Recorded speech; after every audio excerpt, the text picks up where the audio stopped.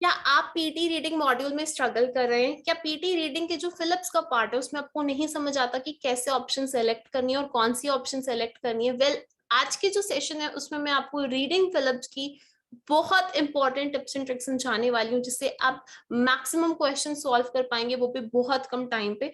अगर आप चैनल पे नए हैं तो कर दीजिएगा चैनल को लाइक, कमेंट एंड सब्सक्राइब, ताकि आप कोई भी अपडेट मेरा मिस ना करें। एंड गाइस, आज का सेशन जो है वो बहुत इंपॉर्टेंट सेशन है, इसलिए आप प्लीज एक पेन और पेपर जरूर अपने साथ कैरी कीजिएगा और सारी टिप्स एंड ट्रिक्स लिखते रहिएगा।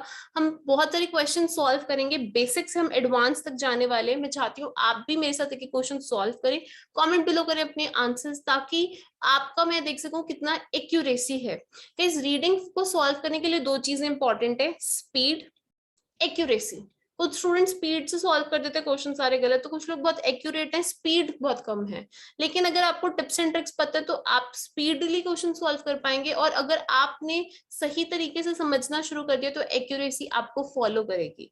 गाइस, पिछले कुछ टाइम में बहुत सारे स्टूडेंट्स ने जो है अपनी सक्सेस स्टोरीज जो है हमारे साथ लिखी हैं। You can be the next. आप भी पीटी यूनिवर्स को ज्वाइन कर सकते हैं, 8 each 7 each 6 each first attempt में अचीव कर सकते हैं। अपार्ट फ्रॉम दैट गाइज, अगर पीटी एग्जाम की बुकिंग में आप हमारी हेल्प चाहते हैं तो आप पीटी एग्जाम का जो एग्जाम है वो कम रेट पे बुक कर सकते हैं यूजिंग वाउचर। सो ये नंबर्स हैं स्क्रीन पे, इन पे कॉल कीजिए और अपने जो है एग्जाम को बुक कीजिए। सो करते हैं शुरुआत सेशन की। सबसे पहले मैं बता दूं, जो नए बिगिनर्स हैं, रीडिंग फिलिप्स कुछ इस तरीके से दिखते हैं। हर एक क्वेश्चन में 4 या 5 ऑप्शन दी हुई होती है। एक क्वेश्चन की एक ऑप्शन एक नंबर की, अगर 4 है तो 4 मार्क्स का है। अगर आपका कोई आंसर रॉन्ग हुआ, कोई नेगेटिव मार्किंग है, खाली आपको 0 मिलने वाला है। सो पहली बात तो गाइस, हमने कभी भी किसी क्वेश्चन को अनआंसर्ड छोड़ना ही नहीं, क्योंकि कोई नेगेटिव मार्किंग नहीं है। दूसरी इंपॉर्टेंट बात है कि जब हम रीडिंग फिलिप्स को सॉल्व करना शुरू करते हैं, सो रीडिंग फिलिप्स डिफरेंट डिफरेंट जॉनर्स से आते हैं। जैसे कुछ हेल्थ से रिलेटेड हो सकता है, एजुकेशन, आपको डिफरेंट टॉपिक रिलेटेड वोकैबुलरी आनी चाहिए। मेरे यूट्यूब चैनल पे जो है वोकैबुलरी की सुपर सीरीज स्टार्ट हो चुकी है, उसको देखना ना भूलें। डेली वोकैबुलरी का डोज दिया जा रहा है ताकि आप वोकैबुलरी इंप्रूव कर सकते हैं टॉपिक रिलेटेड। सबसे पहले रीडिंग फिलिप्स को सॉल्व करने के लिए आपने देखना है कि टॉपिक सेंटेंस क्या है। टॉपिक सेंटेंस मतलब बात किस बारे में हो रही है। मे बी मैं बात कर रही हूँ कोरोना वायरस के बारे में, मे बी मैं बात कर रही हूँ गुड लुक कि अच्छे दिखने से आप कैसे वोट जल्दी जीत सकते हैं। सो टॉपिक सेंटेंस को समझना बहुत ज्यादा इंपॉर्टेंट है। टॉपिक सेंटेंस को समझने के बाद सेकेंड चीज जो इंपॉर्टेंट होती है वो ये देखना होता है कि ब्लैंक कहाँ पर है। जैसे द के बाद है, ऑफ द के बाद है, यहाँ पे एज वेल एज के बाद है, तो ब्लैंक है कहाँ। ब्लैंक की पोजिशनिंग से हमें ये पता लग जाता है कि क्या पार्ट ऑफ स्पीच आएगा, नाउन आएगा, एडजेक्टिव आएगा, एडवर्ब आएगा, वर्ब, तो क्या पार्ट ऑफ स्पीच आएगा। तो ये अगर आपको पता लग जाता है तो वैसे भी आप आइडेंटिफाई कर सकते हैं अच्छा यहाँ पे कौन से नाउन्स हैं। अगर नाउन ही 2 हैं तो 2 में से बेस्ट आउट ऑफ देम कौन सी ऑप्शन है। सो सबसे पहले कुछ टिप्स एंड ट्रिक्स देखते हैं। पीटी रीडिंग फिलिप्स क्यों या रीडिंग राइटिंग फिलिप्स दोनों पे अप्लाई होगी। आपको सीखनी होगी वोकैबुलरी, ग्रामर एंड कोलोकेशन। उसके बाद गाइस, पहली चीज हमने जो करनी है वो हमने हमेशा टॉपिक सेंटेंस समझना है, एंड देन हमने ब्लैंक्स के आसपास देखना है क्या पार्ट ऑफ स्पीच मिसिंग है।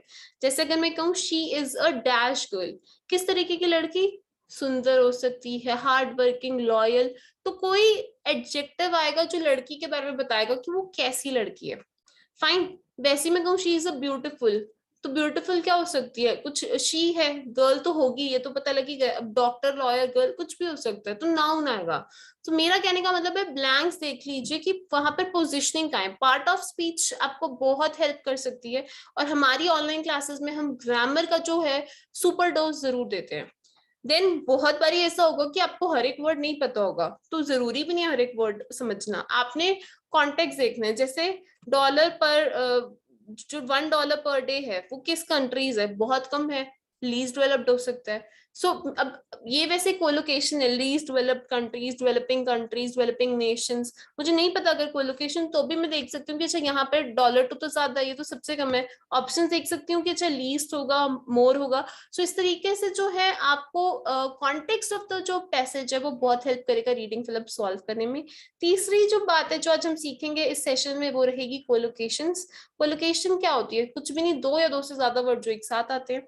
फाइन। कोलोकेशन जैसे I am interested interested in talking to you, interested in यहाँ कोलोकेशन हो गई, global warming is increasing, global warming हो गई।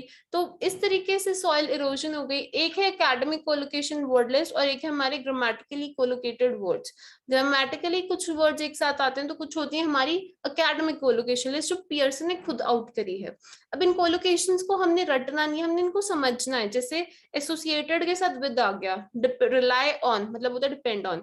एक तो उनका मीनिंग हमें पता और उनकी यूसेज हमें पता हो।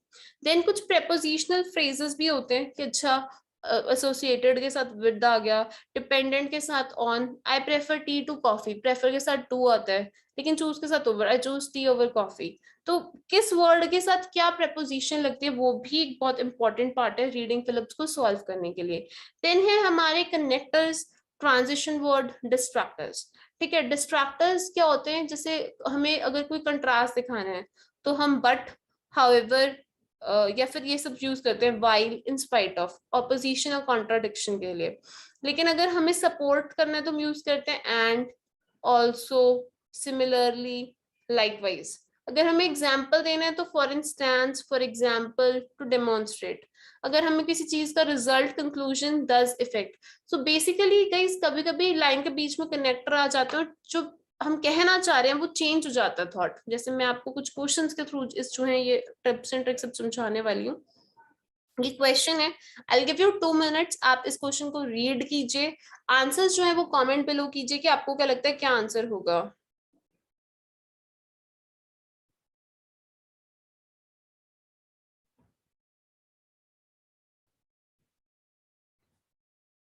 सो द टाइम स्टार्ट्स नाउ। सबसे पहले का इस टॉपिक सेंटेंस ढूंढ लीजिए।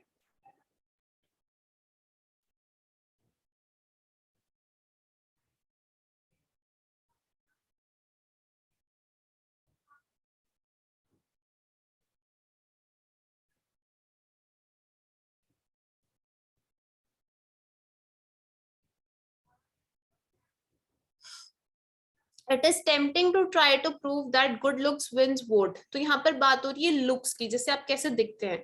सो गुड लुक्स से आपको पता है वोट्स आप जीत सकते हैं, कह रहे हैं बहुत सारे एकेडमिक्स ने इसे ट्राई भी किया है। सबसे पहले हमने बात देख ली लुक्स की हो रही है, वोट्स की हो रही है। ठीक है, टेंस हमने देख लिया, इज, हैव, प्रेजेंट टेंस है। टेंस बहुत इंपॉर्टेंट होता है क्योंकि एटलीस्ट आपको पूरे रीडिंग फिलिप्स के अगर 5-6 क्वेश्चन आ रहे हैं तो उसमें से 4 ब्लैंक्स जो है टेंस बेस्ड मिल सकते हैं। टेंसेस इतने इंपॉर्टेंट है। The dash is that, the के बाद एक मैं आपको सिंपल रूल बता देती हूँ, अगर मेरी आपने नहीं देखी ना गोल्डन टिप्स एंड ट्रिक्स की वीडियो आई बटन में मिलेगी, उसको देख लेना, बहुत इंपॉर्टेंट है। द डैश इज, द के बाद नाउन आता है, अ एंड द, ये रूल है, लिख लीजिए कॉपी में, अ एंड द के बाद मैं यहाँ पे इसको अच्छे से लिखती हूँ, after a and the noun comes. So many, the dash is that, the difficulty है, beholder है, noun, audience है, truth। देखिए the क्या है ये कहना चाह रहा है, the truth is that, the difficulty is that। अगर आपको लग रहा है दोनों ऑप्शंस आपको लग रहा है बेस्ट है, सिलेक्ट करिए, अपनी ही सिलेक्ट कर पा रही है, आगे चलिए। Is that beauty is in the eyes of the, ये एक प्रोवर्ब है कि जो सुंदरता है वो देखने वालों की आंखों में होती है। तो बी होल्डर इज जो देखने वाले की आंख है, beauty is in the eyes of beholder जो देख रहा है। तो करेक्ट आंसर इसका बी होल्डर है। And you can not behold a politician's face, कि आप किसी का फेस नहीं देख सकते हो without a veil of prejudice. मतलब आप जब किसी पॉलिटिशियन को देखते हो कहीं ना कहीं आप उसको जज करते हो। सो यहाँ पर इसने बताया कि बेसिकली हमें लगता है, मतलब टेम्पटिंग लगता है कि गुड लुक्स हैं वोट आप कर दोगे, लेकिन और ट्राई भी किया लोगों ने, लेकिन प्रॉब्लम है कि ब्यूटी को डिफाइन नहीं किया जा सकता। जो चीज आपके लिए सुंदर है वो हो सकता है मेरे लिए सुंदर ना हो। तो दैट्स वाई, क्योंकि ये प्रॉब्लमैटिक बात है, तो यहाँ पर आंसर क्या आएगा, डिफिकल्टीज एक बेटर आंसर है कि दिक्कत ये है। तो फर्स्ट हो गया ऑप्शन ये, सेकंड होगी बी होल्डर।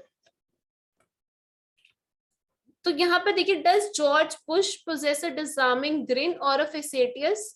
अब ये जिनको वोकैबुलरी नहीं पता वो ये आंसर नहीं सिलेक्ट कर पाएंगे। ग्रिन होता है ऐसे दांत पीट के एक्सप्रेशन बनाना, और स्मर्क होता है इस तरीके से हंसना। तो ये एक्सप्रेशंस की बात हो रही है।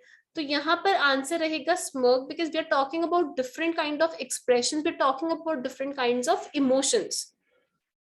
ठीक है, ये हार्ड है बताना कि it is hard to find anyone who can look at the president, जो देखते हैं without assessing him politically as well as. एक और मैं रूल आपको लिखवा देती हूँ,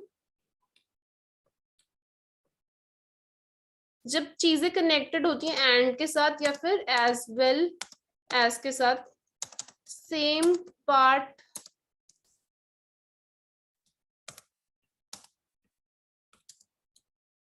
जब चीजें एंड एज वेल एज के साथ कनेक्ट होती हैं, सेम पार्ट ऑफ स्पीच आता है, सेम। जैसे या तो दोनों जगह, मतलब देखिए यहाँ पर, ये यहाँ पर एल बाय एडवर्ब है, तो यहाँ पर भी क्या आएगा, एल बाय एडवर्ब आएगा।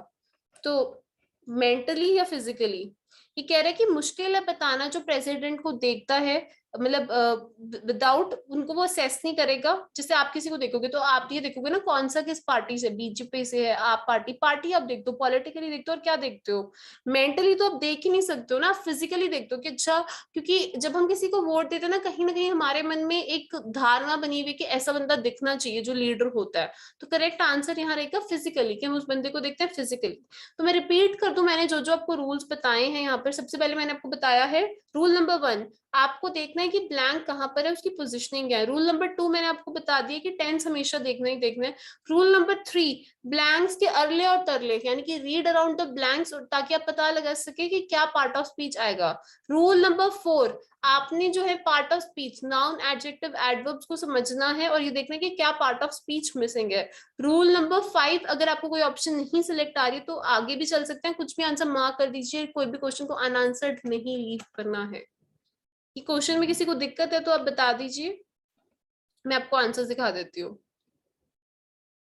अब देखिए बहुत सारे वोकैबुलरी के वर्ड्स हैं वो आपको नहीं पता होंगे। You can increase your vocabulary, and how you can increase your vocabulary, आप गूगल पे जब आप फिलअप सॉल्व करते हैं, हर एक फिलअप में कितनी सारी ऑप्शंस होती है, जैसे हो सकता है बी होल्डर, स्मोक, मुझे नहीं पता, फिजिकली नहीं मुझे पता, अकेडमिक्स, तो मेरे को इन वर्ड्स को सर्च करना है गूगल पे और इनकी लिस्ट अलग से बना लेनी है।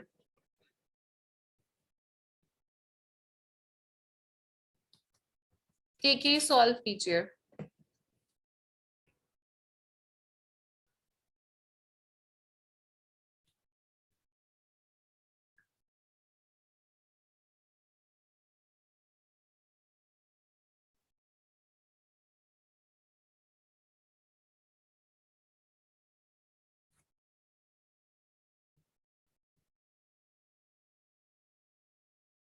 सॉल्व कीजिए क्वेश्चन को, मैं आपको 2 मिनट दे रही हूँ और प्लीज अपने कमेंट्स करते जाइए अपने answers, then I will explain you किस तरीके से इन क्वेश्चंस को सॉल्व करना है।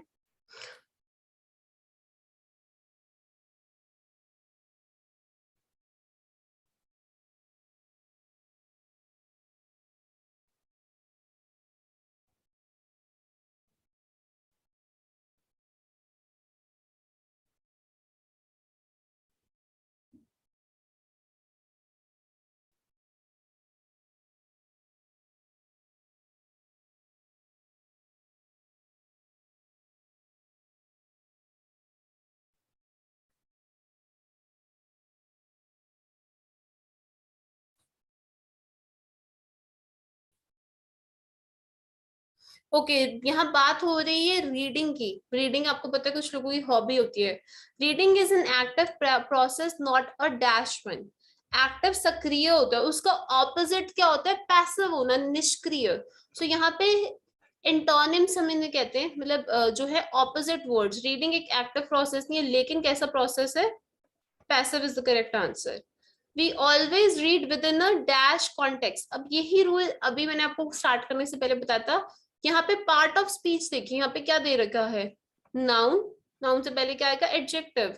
तो हम कैसे रीड करते हैं, with in a predominate specific. Digital context कुछ नहीं होता, वॉल्यूम कुछ नहीं होता, डिटरमाइन तो मेक सेंस नहीं करना, एडजेक्टिव अप्रोच मेक सेंस नहीं करता, प्रीडोमिनेट मेक सेंस नहीं करता। स्पेसिफिक जब हम रीड करते हैं, सो हम किसी स्पेसिफिक कॉन्टेक्स्ट, जैसे हो सकता है कि बिजनेस का कॉन्टेक्स्ट या आर्ट्स का, और ये अफेक्ट करता है कि हम क्या नोटिस करते हैं, क्या मैटर करता है। हमारे पास एक पर्पस है रीडिंग करने के लिए, और ये शेप करते हैं, this will shape how we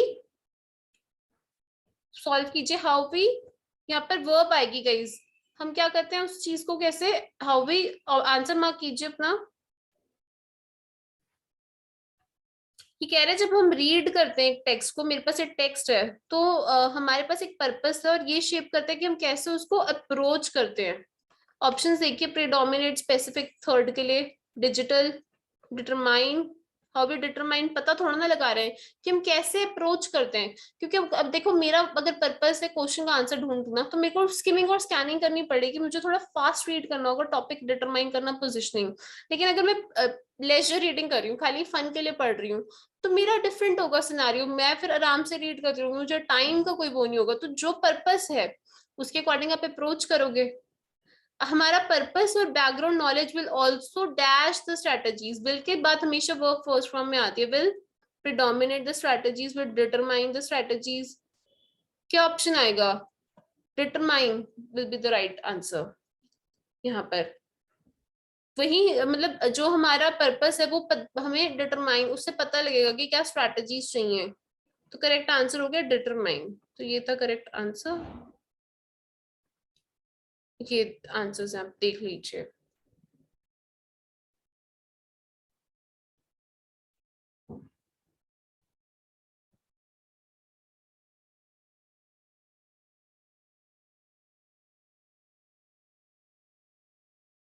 कोई डाउट है किसी को?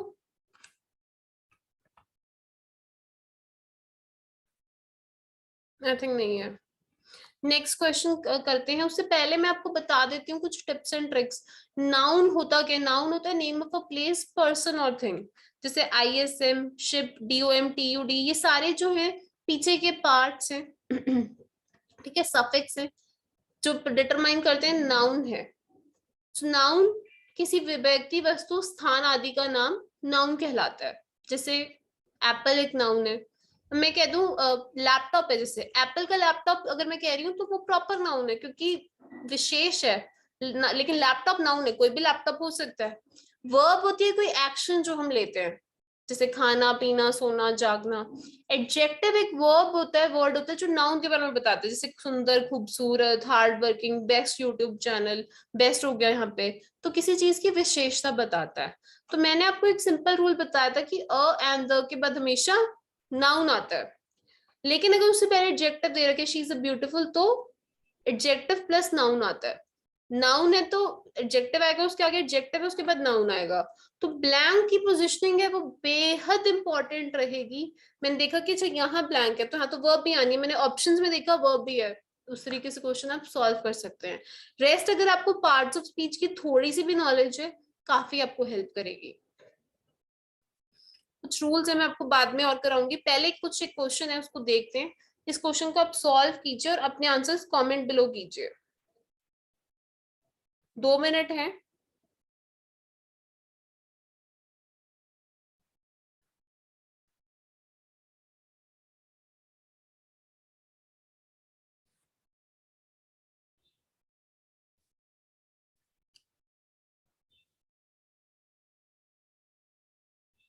जियोलॉजिक होता है भूगोलिक।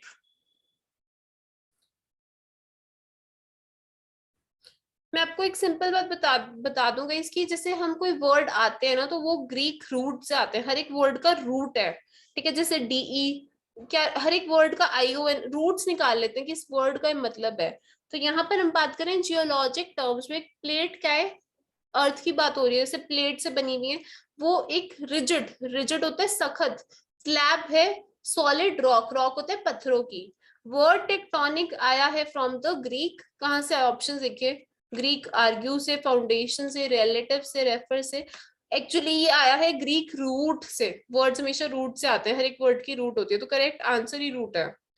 Putting these two words together, मतलब एक साथ वर्ड्स को डाल दो तो हमें टर्म प्लेट मिल जाएगी टेक्टोनिक, जो बताती है कि इसका मतलब क्या है, विच रेफर्स टू, कि इसका मतलब ये है कैसे अर्थ सरफेस बिल्ट है प्लेट्स की।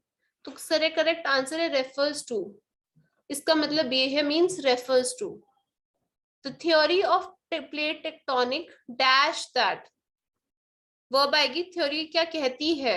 Argue that, foundation that, relative that, fragmented that, states that, ये कहती है। करेक्ट आंसर है स्टेट्स दैट। जो अर्थ की आउटर मोस्ट लेयर, बाहर की लेयर है। अब मैंने आपको एक चीज बताई थी कि इसके बाद जो है ज्यादातर या तो वर्ब की थर्ड फॉर्म आती है, या इज एम आर आता है? मैं यहाँ पे रूल लिख देती हूँ, बहुत ही हेल्पफुल रूल है, बहुत क्वेश्चन ऐसे ही सॉल्व हो जाते हैं।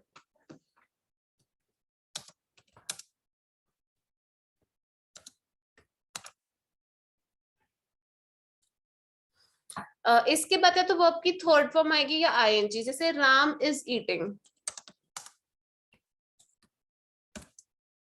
Apple is eaten by Ram.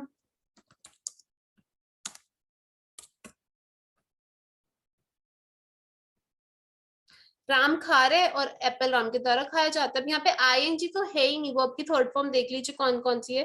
Fragmented है, ब्रोकन। अर्थ की जो बाहर की लेयर है वो टूटी हुई कैसे हो सकती है? वो डिवाइडेड है एक्चुअली, तो फ्रेगमेंटेड का मतलब है, यहाँ पे मैं लिख देती हूँ डिवाइडेड। मीनिंग देखिए कितने इंपॉर्टेंट है, मुझे नहीं पता फ्रेगमेंटेड का मतलब, अगर मुझे ब्रोकन का पता तो भी मैं इसको कर सकती हूँ एलिमिनेट, की ब्रोकन लेयर टूटी भी नहीं होती। अगर आपने ज्योग्राफी पढ़ी है तो अलग अलग लेयर्स में अर्थ डिवाइडेड है, सो ब्रेक फ्रेगमेंटेड ही आ सकते हैं यहाँ पे। इनटू अ डजन और मोर लार्ज एंड स्मॉल प्लेट जो मूव कर रही है, जैसे प्लेट्स कैसे मूव करती हैं, ऐसे ऐसे करके एक दूसरे के रिलेटिव मूव करती हैं, ठीक है, कि जैसे इतनी प्लेटें मूव करगी फिर उतनी वो मूव कर जाएगी, इस तरीके से मूवमेंट होता है। ये पूरा साइंस का आर्टिकल है। यहाँ पे आंसर भी एक ही मैच करता है, वो है रिलेटिव फोर्थ, कैसे मूव करें एक दूसरे के रिलेटिव में।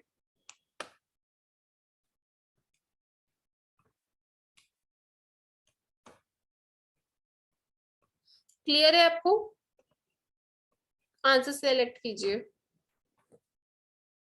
सो क्वेश्चंस बिल्कुल भी मुश्किल नहीं होते हैं, मुझे लगता है आपको अप्रोच समझनी चाहिए। अप्रोच अगर सही है, आप समझ रहे हैं कि अच्छा इस क्वेश्चन पे किस तरीके से जो है टेक्निक्स लगेंगी, अगर आप वोकैबुलरी सारी नहीं समझ रहे, आप प्रोसेस ऑफ एलिमिनेशन समझ रहे हैं, तो भी आप आंसर सेलेक्ट कर सकते हैं। लेकिन अगर मेरे को नॉलेज है, देखो वोकैबुलरी की भी, ग्रामर की भी, कोलोकेशन की भी, तो इतना इजी हो जाता है क्वेश्चंस को अप्रोच करना, क्योंकि मुझे फिर पता लग जाता है कि ओके, मैं कहीं ना कहीं चीजों को एलिमिनेट करने में बहुत सक्षम हो जाती हूँ। और हमारी ऑनलाइन ट्रेनिंग में हम क्या करते हैं, वी मेक श्योर कि हमारी क्लासेस में स्टूडेंट सारी टेक्निक और बहुत सारे क्वेश्चन सॉल्व कर सके, बार बार ये चीज आपको समझाई जाती है, ताकि एंड तक जो है जब आप पेपर दें आप फुली कॉन्फिडेंट हो, और पेपर खाली कॉन्फिडेंट हो, क्रैक कर सको फर्स्ट अटेम्प्ट में। क्योंकि we at PT Universe believe कि फर्स्ट अटेम्प्ट लास्ट अटेम्प्ट है। मैंने देखा स्टूडेंट्स 5-5 6-6 महीने से तैयारी कर रहे हैं। स्टॉप फॉर अ मिनट, अपनी गलतियां समझो कि कहाँ दिक्कत आ रही है, क्या ऐसी चीज है जो हम नहीं कर पा रहे हैं जो बाकी लोग कर पा रहे हैं। अब मैं बात करूंगी कोलोकेशंस की। कोलोकेशंस होते हैं दो या दो से ज्यादा वर्ड जो एक साथ आते हैं, जैसे एडवर्ब एडजेक्टिव के साथ आ सकता है, वो बेवकूफ है, अटरली स्टूपिड है। एडजेक्टिव नाउन के साथ बहुत जोर का दर्द होता है, एक्सक्रूशिएटिंग पेन। नाउन नाउन के साथ आ सकता है, जैसे जोरदार तालियां, round of applause. Noun verb के साथ भी आ सकता है, द प्लेन टुक ऑफ, ऐसे प्लेन निकल गया। वर्ब नाउन के साथ भी आ सकती है, मेरे को अपना काम करना है, I want to do my homework. Verb expression with preposition के भी आ सकते हैं, जैसे वो रोने लग गई तो burst into tears. Verb adverb के साथ भी आ सकती है, धीरे धीरे चलना, मतलब वॉकिंग स्लोली। तो बेसिकली कोलोकेशन होते हैं दो या दो से ज्यादा वर्ड जो एक साथ आते हैं, और जब एक साथ आते हैं तो मीनिंग, जैसे राउंड ऑफ अप्लॉज का मीनिंग तालियां बजाना है। राउंड तो गोल होता है, अप्लॉज है प्रशंसा, लेकिन राउंड ऑफ अप्लॉज का मीनिंग बदल गया जब एक साथ आए। तो कोलोकेशंस को हमें सर्च करना होगा मीनिंग, तभी हमारी बात बनेगी। ठीक है, देन फिर हमारी एकेडमिक कोलोकेशन लिस्ट है, ग्रामेटिकली कोलोकेटेड वर्ड्स हैं, जैसे हेल्थ और वेलबींग। डेल्व इनटू, किसी चीज के अंदर घुस जाना। फॉर अ लिविंग, जैसे हर कोई अपना काम कर रहा है कि अपनी रोजी रोटी के लिए, लिविंग के लिए। प्रोटेक्शन फ्रॉम, किसी चीज से बचाना, मुझे इसके साथ दिक्कत है, प्रॉब्लम विद, इसके बारे में नॉलेज चाहिए, नॉलेज अबाउट। रिगार्डलेस ऑफ के बजाय। प्रायर टू होता है पहले, रिवॉल्व अराउंड के आसपास। मॉडर्न सोसाइटी, जैसे आजकल की जो सोसाइटी मॉडर्न है। ठीक है, एसोसिएटेड विद होता है जुड़ा होना। कोलैबोरेशन, जब दो या दो से ज्यादा फर्म्स एक साथ काम करती हैं। मेजोरिटी ऑफ मतलब ज्यादातर। एडवाइज ऑन मतलब सलाह, इस चीज पे फोकस करना है, फोकस ऑन। इंटेंशन ऑफ, ये इंटेंशन चाहिए। लैक, कमी होती है कि लैक ऑफ रिसोर्सेज अगर है, किसी के पास रिसोर्सेज नहीं है तो कहीं ना कहीं उसको लाइफ में बहुत स्ट्रगल करना पड़ता है। एंगेज्ड इन, जैसे अभी आप मेरे सेशन में मेरे साथ एंगेज्ड हैं, ठीक है। वैसे अब जैसे एंगेज, एक एंगेज होता है किसी के साथ एंगेजमेंट हो जाना, मतलब आप समझते हो रोके के बाद एंगेजमेंट होती है। एक एंगेज है किसी चीज में हम घुस चुके हैं पूरे तरीके से, सुबह मैं अपने काम में एंगेज हूँ, बिजी हूँ काम में। क्लियर है?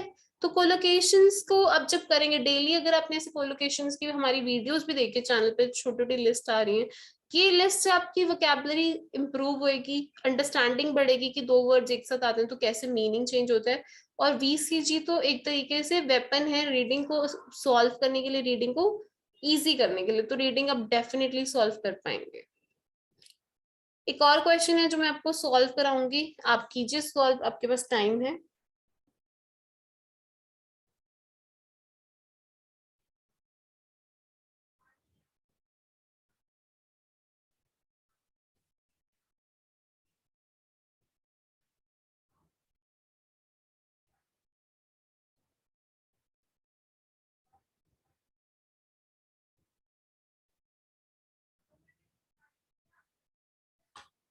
म्यूजिक के बारे में बात हो रही है, टेंस देख लीजिए, पास्ट टेंस है।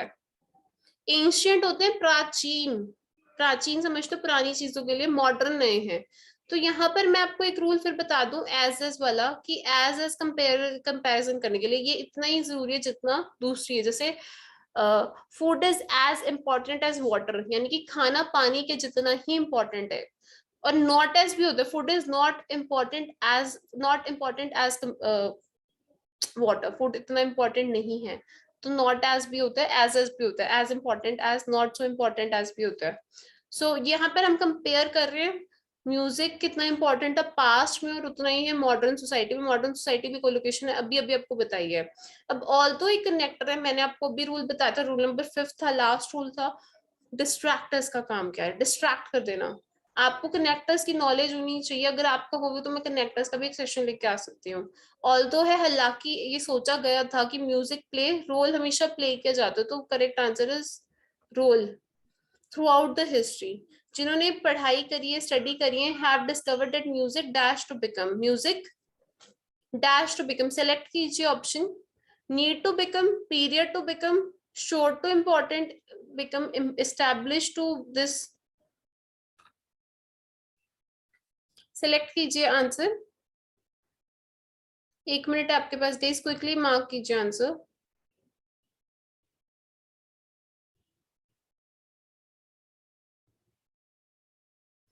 म्यूजिक एस्टैब्लिश नहीं, म्यूजिक हो गया ऐसा लगने लगा तो सीम्ड है, वोकैबुलरी है। और बाकी अगर आपने वोकैबुलरी नहीं आती तो एलिमिनेट कीजिए। ऐसा लगने लग गया, फिरौनिक क्या था? फिरौनिक टाइम था। एक एक्चुअली अलग अलग पीरियड चले हैं, जैसे अगर आप हिस्ट्री पढ़ेंगे तो ये वाला पीरियड था, वर्ल्ड वॉर का फिर एक पीरियड था, फिरौनिक पीरियड, उस समय को हम कहते हैं फिरौनिक। तो वही है कि हिस्ट्री रिलेटेड वोकैबुलरी का हमने जो है यहाँ पर यूज किया है फिरौनिक पीरियड के लिए। सो फिरौनिक पीरियड 3000 बाद पास की बात है, जब किंग्स जो है वो इजिप्ट रूल करते थे, पहली बार इजिप्ट रूल करना शुरू करा। ये वो टाइम था जब इजिप्टियन डायनेस्टीज होते हैं, राजवंश, अलग अलग डायनेस्टीज होती हैं, ठीक है, मुगल थी, फिर कोई और डायनेस्टी थी, फिरौनीज वर। अब रूल लिख लीजिए, रूल जो है वो बेहद इंपॉर्टेंट है। वॉज, वर, इज, एम, इनके साथ जो है वर्ब की थर्ड फॉर्म लगेगी, या फिर ing। Food was eaten by me, I was eating food, continuous हो गया ना, इसे फूड वॉज,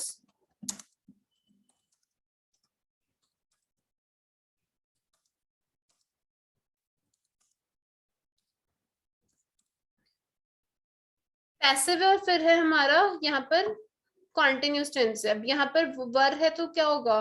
डायनेस्टीज क्या हुई थी? शोर्ड या established? Correct answer is established, बनाई गई थी, एस्टैब्लिश स्थापित करी गई थी।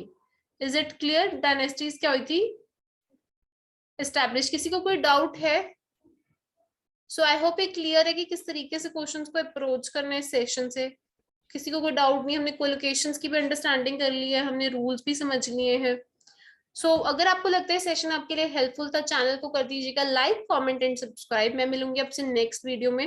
और ऐसे ऐसे सेशंस अगर आपको हेल्प करते हैं तो मैं कोशिश करूंगी कि ऐसे से ज्यादा सेशंस हम लेके आ सके, इतने ज्यादा से ज्यादा हम क्वेश्चंस को सॉल्व कर सके।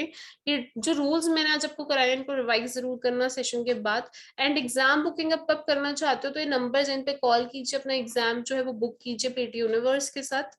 और पीटी यूनिवर्स के साथ एग्जाम बुकिंग करने पर आपको जो है असिस्टेंस भी मिलेगी, टीम आपका एग्जाम खुद बुक भी कर देगी। अपार्ट फ्रॉम दैट गाइज, अपनी सक्सेस स्टोरीज हमारे साथ लिखना ना शुरू करें, ना भूलें। ग्रुप क्लासेस अवेलेबल है, 1-to-1 क्लासेस अवेलेबल हैं और एग्जाम सेशन भी अवेलेबल है। सो करें हमारे साथ एनरोल और अपना स्लॉट बुक कीजिए। क्लासेस अवेलेबल है हिंदी में और इंग्लिश में। मैं मिलूंगी आपसे नेक्स्ट सेशन में। Till then take care of yourself, bye bye.